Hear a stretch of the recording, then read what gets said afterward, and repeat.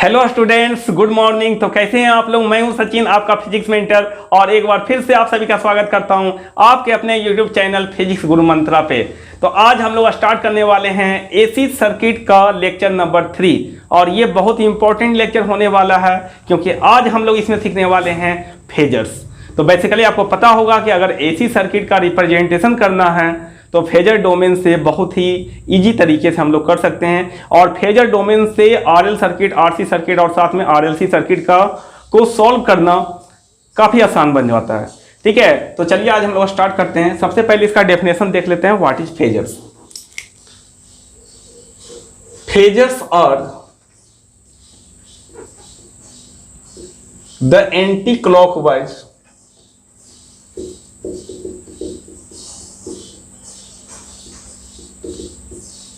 rotating vector. Phasors are the anti-clockwise rotating vector.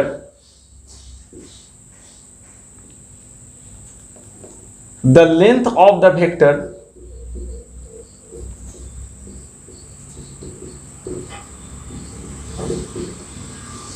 represent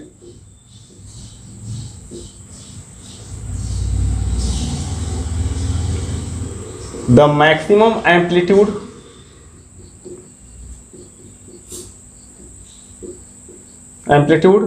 and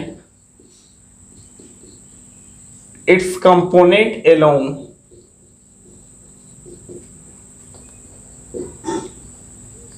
x axis and y axis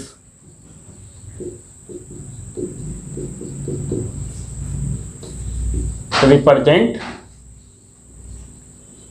instantaneous value.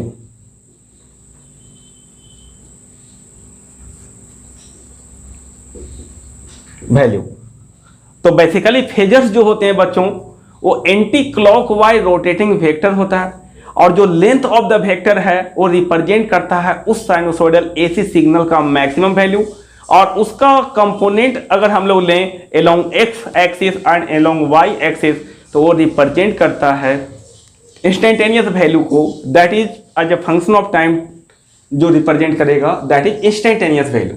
ठीक है, जैसे अगर हम लोग बात करें, देखिए ये आपका एक्सिस है, ये आपका एक्स एक्सिस है, ये हमारा वाई एक्सिस। ठीक है, और हमने यहां एक फेजर ले लिया, दिस इज द फेजर्स। ठीक है, इस पॉइंट को हमने बोला क्या, पी, और ये हमारा क्या है, ओपी, एक वेक्टर। ठीक है, जो कि एक फेजर के जैसा बिहेव कर रहा। तो ये क्या है, एक एंटी क्लॉकवाइज रोटेटिंग वेक्टर है। तो ये एक्स एक्सिस के साथ में किसी टी टाइम के बाद कितना एंगल बनाया, दैट इज ओमेगा टी। ठीक है, ओमेगा टी एंगल बना लिया। अब देखिए, अगर ये रोटेट हो रहा है ओमेगा स्पीड से, अगर ये वेक्टर पूरा रोटेट हो रहा है ओमेगा स्पीड से, तो at any instant of time T equal to T पे जो आपका एंगुलर डिस्प्लेसमेंट होगा, theta equal to omega into T. ठीक है, तो ये आपका वेक्टर हो गया। अब देखिए इसका component along X axis and Y axis. तो कंपोनेंट लेने के लिए हम लोग क्या करते हैं, यहां से दो परपेंडिकुलर लाइन ड्रॉ करेंगे on X axis and Y axis, और ये रिप्रेजेंट करेगा क्या, देखिए इधर जिधर थीटा होता है उधर क्या होता है, कॉस कंपोनेंट। तो ये आपका हो जाएगा क्या, that is OP cos omega T, और इधर हो जाएगा ओपी साइन ओमेगा टी। ठीक है, अब अगर हम लोग बात करें कि जो मैग्नीट्यूड, जो लेंथ ऑफ द वेक्टर है, तो लेंथ ऑफ द वेक्टर जो ओपी का जो मैग्नीट्यूड होगा, that represent the peak value of the AC signal. तो अगर वो वोल्टेज एसी सिग्नल है तो किसको रिप्रेजेंट करेगा, वीएम को रिप्रेजेंट करेगा, और अगर करंट एसी सिग्नल है तो आईएम को रिप्रेजेंट करेगा, जिसको हम लोग बेसिकली वी नॉट और आई नॉट से भी रिप्रेजेंट करते हैं।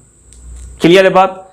तो अगर वो वोल्टेज एसी सिग्नल है तो वो उसका जो लेंथ होगा किसको रिप्रेजेंट करेगा, वीएम को, और इसका एक रिप्रेजेंटेशन वी नॉट भी है। और अगर करंट एसी सिग्नल होगा तब क्या होगा, इसका जो लेंथ होगा रिप्रेजेंट करेगा आईएम को या फिर आई नॉट को। ठीक है, और देखिए यहां पर जो आपका आ गया ओपी कॉस ओमेगा टी, ये क्या होगा, बेसिकली ये होगा that is I M cos of omega T, I M cos omega T, and यहां पर जो हो जाएगा OP sine omega T equal to I M sine omega T. ठीक है, तो इस वेक्टर का कंपोनेंट अलोंग एक्स एक्सिस क्या हो गया, that is I M cos omega T, और अलोंग वाई एक्सिस क्या हो गया, that is I M sine omega T. ठीक है, और अगर ये वोल्टेज सिग्नल है, अगर ये वोल्टेज सिग्नल है तो उस केस में जो ये हो जाएगा आपका V M cos omega T, और ये बन जाएगा V M sine omega T. ठीक है, तो इससे आपको फेजर का आपको नॉलेज हो गया होगा कि फेजर क्या रिप्रेजेंट करता है। Phasors are the anti clockwise rotating vector. ठीक है, अब हम लोग देखते हैं कि अगर एसी सिग्नल को रिप्रेजेंट करना है, ठीक है, तो हम लोग फेजर के कौन कौन से फॉर्म को यूज कर सकते हैं। तो डिफरेंट फॉर्म्स ऑफ जो फेजर होता है वो बेसिकली आप हम लोग देखते हैं।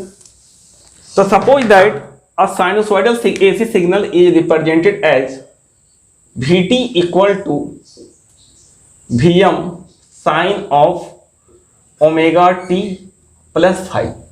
यहां पर हमने बताया था प्रीवियस लेक्चर में कि फाई क्या रिप्रेजेंट करता है बच्चों, फाई रिप्रेजेंट करता है इनिशियल फेज को। इनिशियल फेज, इनिशियल फेज मतलब t इक्वल टू 0 पे जो उसका फेज होगा, टोटल एंगल होगा, that is called initial phase. और ये होता है आपका क्या, टोटल फेज। ये होता है टोटल फेज। ठीक है, अब देखिए यहां पर अगर आपको पता हो कि e to the power of J theta जो हमारा होता है, ये होता है कॉस थीटा प्लस जे साइन थीटा, और e to the power of minus J theta equal to होता है cos theta minus J sine theta. बच्चों यहां पर जो जे है this is nothing but iota, जो आप कॉम्प्लेक्स नंबर में पढ़ते हो आयोटा, जिसका वैल्यू होता है अंडर रूट ऑफ -1। क्योंकि यहाँ करंट इलेक्ट्रिसिटी की अगर हम बात करें तो यहाँ पर करंट को भी आई से नोटेशन करते हैं हम लोग, और यहाँ पर अगर हम लोग आयटा को अगर हम आई से रिप्रेजेंट करेंगे तो थोड़ा कन्फ्यूजन होगा, इसलिए हम यहाँ पर आई की जगह पर जे यूज कर लेते हैं नोटेशन। ठीक है, अब देखिए अगर हम लोग बात करें बच्चों तो यहाँ पर आपका कॉस थीटा क्या है, cos theta is the real part of e to the power J theta, और साइन थीटा क्या है, that is imaginary part of e to the power of J theta. ठीक है, तो अब यहां पर बताइए, यहां पर जो हमने लिखा है signal that is Vm sine of omega T plus five, ये बेसिकली क्या है, omega T plus five is nothing but theta. तो ये हमारा बन गया क्या, that is Vm sine of theta. इसको मैं क्या लिख सकता हूं, इसको मैं लिख सकता हूं Vm, और sine theta can be written as imaginary part of e to the power J theta. इसको हम क्या लिख सकते हैं, imaginary part of e to the power of J theta. ठीक है, अब यहां से थीटा का वैल्यू रख दीजिए। थीटा क्या है हमारा, ओमेगा टी प्लस फाइव, तो imaginary part of e to the power of J omega T और प्लस जे फाइव। ठीक है, अब हम इसको क्या लिख सकते हैं, Vm into imaginary part of, इसको आप अलग कर लेते हैं, सेम बेस पे पावर एडेड है तो इसको हम ऐसा लिख सकते हैं J omega T into e to the power of J five. Clear है। अब देखिए यहाँ पर हम जो Vm है उसको हम इसको अंदर लेके चले जाते हैं, तो imaginary part of Vm into e to the power of J five और into e to the power of J omega t. जो टाइम डिपेंडेंट कंपोनेंट है उसको हमने क्या कर लिया, अलग कर लिया। अब देखिए यहां पर ये जो टर्म रिप्रेजेंट कर रहा है Vm into e to the power of J five, this is nothing but the phasors, this is nothing but the phasors. Phasor बोलता है कि मुझे फ्रीक्वेंसी से मतलब नहीं है, ठीक है, मुझे मतलब है कि उस साइनोसॉइडल सिग्नल का जो पीक वैल्यू है, ठीक है, पीक एम्पलीट्यूड है वो कितना है और उसका इनिशियल फेज कितना है। तो अगर किसी ऐसे सिग्नल को अगर हम रिप्रेजेंट करना चाहते हैं फेजर फॉर्म में, तो मुझे दो ही चीज़ से मतलब है कि उसका इनिशियल फेज कितना है और उसका पीक एम्पलीट्यूड कितना है। तो बेसिकली ये जो फॉर्म होता है इसको हम लोग बोलते हैं that is exponential form of phasor. इसको हम लोग क्या बोलते हैं, एक्सपोनेंशियल फॉर्म ऑफ फेजर। तो फेजर के टोटल 3 फॉर्म होते हैं और 3 फॉर्म में से एक फॉर्म है क्या, दैट इज एक्सपोनेंशियल फॉर्म। और अब हम लोग देखते हैं कि जो अदर दो टू फॉर्म्स ऑफ फेजर हैं उसको हम लोग कैसे रिप्रेजेंट कर सकते हैं। बेसिकली एक्सपोनेंशियल फॉर्म को हम ज़्यादा यूज नहीं करते हैं क्योंकि एक्सपोनेंशियल फॉर्म बहुत कम यूज होता है। तो इसके बाद जो दो फॉर्म है दैट इज पोलर फॉर्म और जो आपका रेक्टेंगुलर फॉर्म है उसको बेसिकली यूज करते हैं फेजर की अलजेब्रा को हम लोग जानने के लिए। ठीक है, तो चलिए अब हम देखते हैं कि फेजर के जो अदर टू फॉर्म्स होते हैं वो कौन से होते हैं। ठीक है, फेजर के जो अदर टू फॉर्म हैं जो काफ़ी इंपॉर्टेंट है उसको हम लोग यूज करते हैं यहाँ पर एसी सर्किट में। ठीक है, तो देखिए यहाँ पर अदर फॉर्म्स ऑफ फेजर क्या है। तो टोटल जो हमारा तीन फॉर्म है, तो एक तो हो गया हमारा क्या, that is V T equal to क्या हो जाएगा हमारा, जो आपका वी फेजर है, वी फेजर इसको हम फेजर को कैसे रिप्रेजेंट करते हैं, एक कैपिटल लेटर से और ऊपर हम क्या देते हैं, एक बार का साइन देते हैं। ठीक है, तो V bar equal to V M E to the power of J phi. ये कौन सा फॉर्म हुआ बच्चों, that is exponential form, exponential form. ठीक है, अब देखिए इसका जो सेकंड फॉर्म है इसको हम क्या लिख सकते हैं, V bar equal to V M और e to the power of J phi can be written as cos phi और प्लस जे साइन फाई। ठीक है, तो यहां पर आपका क्या हो गया, V M cos phi plus V M into j sine phi. ठीक है, अब देख रहे होंगे यहाँ पर रियल और इमेजिनरी पार्ट बिल्कुल सेपरेट हो गया है। ये आपका रियल पार्ट और ये हो गया हमारा इमेजिनरी पार्ट। इस फॉर्म को बोला जाता है बच्चों रेक्टेंगुलर फॉर्म। क्या बोला जाता है, रेक्टेंगुलर फॉर्म बोला जाता है। ठीक है, कहाँ पे यूज करते हैं, रेक्टेंगुलर फॉर्म को यूज करते हैं for addition and subtraction purpose. अगर दो फेजर को आपस में ऐड करना हो या दो फेजर को आपस में सब्ट्रैक्ट करना हो तो उसके लिए हम लोग यूज करते हैं कौन सा, रेक्टेंगुलर फॉर्म। ठीक है, for addition and subtraction purpose, for addition and subtraction purpose उसके लिए यूज करते हैं। ठीक है, अब देखिए जो थर्ड फॉर्म है फेजर का जो कि सबसे ज्यादा यूज होता है that is called polar form. तो भी पोलर फॉर्म का रिप्रेजेंटेशन है क्या है, मैग्नीट्यूड कितना है और एंगल कितना है, इस तरह से हम रिप्रेजेंट करते हैं। ठीक है, this form of phasor is called polar representation या polar form of phasor, polar form.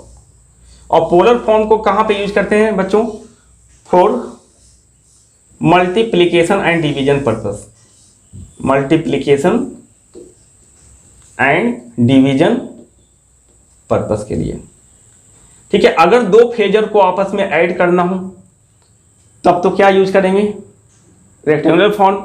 और अगर दो फेजर को आपस में मल्टीप्लाई या डिवाइड करना है तो कौन सा फॉर्म यूज करते हैं, दैट इज पोलर फॉर्म। जैसे फॉर एग्जांपल अगर हमने ले लिया कि मान लो V1 एक फेजर है that is equal to 10 angle of 30 degree और V2 फेजर हमारा है equal to 20 angle of 45 degree, ऐसा। ठीक है, और मुझे कैलकुलेट करना है कि V1 फेजर और इंटू V2 फेजर ये दोनों को मल्टीप्लाई करना है। तो इसमें होता क्या है, जो आपका मैग्नीट्यूड है इसका मैग्नीट्यूड कितना है, Vm कितना है, दैट इज 10 और इसका 20। तो ये दोनों आपस में मल्टीप्लाई हो जाएंगे 10 इंटू 20 और जो एंगल होगा वो आपस में क्या हो जाएगा, ऐड हो जाएगा। तो एंगल कितना हो जाएगा 30 प्लस 45 डिग्री। ठीक है, तो यहाँ से कितना हो जाएगा 200 मैग्नीट्यूड एंड एंगल हो जाएगा 75 डिग्री। तो जो रिजल्टेंट फेजर हमारा आया V1 इंटू V2 ये क्या हो गया हमारा 200 और एंगल ऑफ 75 डिग्री। अब इसको ये जो फेजर हमारा होगा रिजल्टेंट फेजर जो आपका होगा उसको हमने V मान लिया। तो V इक्वल टू हमने बोला क्या V1 बार इंटू V2 बार। ठीक है, इसका वैल्यू कितना आ गया, अगर इसको साइनसॉइडल फॉर्म में रिप्रेजेंट करोगे तो कैसे होगा, ये इसका होगा पीक वैल्यू, तो पीक वैल्यू कितना हो गया, दैट इज Vm। तो पीक वैल्यू कितना 200 और into sine of frequency change होगा नहीं, sign omega T plus angle कितना आ गया इसका 75 डिग्री। तो इस तरह से हम दो फेजर को आपस में मल्टीप्लाई कर सकते हैं। ठीक है, अगर दो फेजर को आपस में डिवाइड करना हो तब क्या करेंगे, जब दो फेजर को आपस में डिवाइड करना हो तो दो फेजर को जब आपस में डिवाइड करना हो तो सपोज दैट यही दो फेजर का हमने लिया एग्जाम्पल, तो अगर हम लिखना है V1 bar divide by V2 बार, ठीक है, तो ये क्या बन जाएगा हमारा 10 angle of 30 degree divided by 20 angle of 45 degree. तो अब इसमें क्या होगा, जो मैग्नीट्यूड है इसका, ये दोनों का मैग्नीट्यूड ये डिवाइड हो जाएगा, तो 10/20 कितना हो जाएगा 1/2, ठीक है, 0 0 कैंसिल आउट हो जाएगा, और एंगल जो होगा उस सब्ट्रैक्ट हो जाएगा, दैट इज 30, ऊपर जाके ये हो जाएगा -45 डिग्री। कितना हो जाएगा 1/2 एंगल ऑफ -15 डिग्री। तो इसको हम कैसे रिप्रेजेंट करेंगे, जो हमारा V फेजर होगा, this is the division of V1 and V2 bar equal to 1/2, ये हो गया पीक एम्पलीट्यूड, है ना, या पीक वैल्यू, और इनटू कितना हो जाएगा, that is sine of omega T, और फाई कितना आया -15 डिग्री। तो ये होगा बेसिकली जो रिजल्टेंट फेजर आएगा ये दोनों को डिवाइड करने के बाद, ठीक है। तो इस तरह से हम लोग क्या करते हैं, किसी एसी सिग्नल में का जो अलजेब्रा है उसका एडिशन करना, सब्ट्रैक्शन करना, दो फेजर को आपस में मल्टीप्लाई करना या दो फेजर को आपस में डिवाइड करना। तो इसके लिए हम लोग फेजर रिप्रेजेंटेशन यूज करते हैं, और मेनली दो ही फॉर्म यूज होता है, that is rectangular form and polar form. Polar form is use for multiplication and division purpose, and rectangular form is use for addition and subtraction purpose, ठीक है। तो इस वीडियो में हमने देखा फेजर्स के बारे में, तो अब इस वीडियो को अब यहीं तक रहने देते हैं, और नेक्स्ट वीडियो में हम लोग स्टार्ट करेंगे series RL circuit, series RC circuit and series RLC circuit and resonance condition को हम लोग देखेंगे कि RLC सर्किट में रिजोनेंस कैसे आता है, जो कि बहुत ही इंपॉर्टेंट है for the board exam and for JEE and NEET exams also, ठीक है। तो उस वीडियो को देखना ना भूलेंगे। तो इस वीडियो में बस इतना ही। So thank you very much, और मिलते हैं आपसे एक न्यू वीडियो में और एक नए कॉन्सेप्ट के साथ में। सो थैंक यू वेरी मच।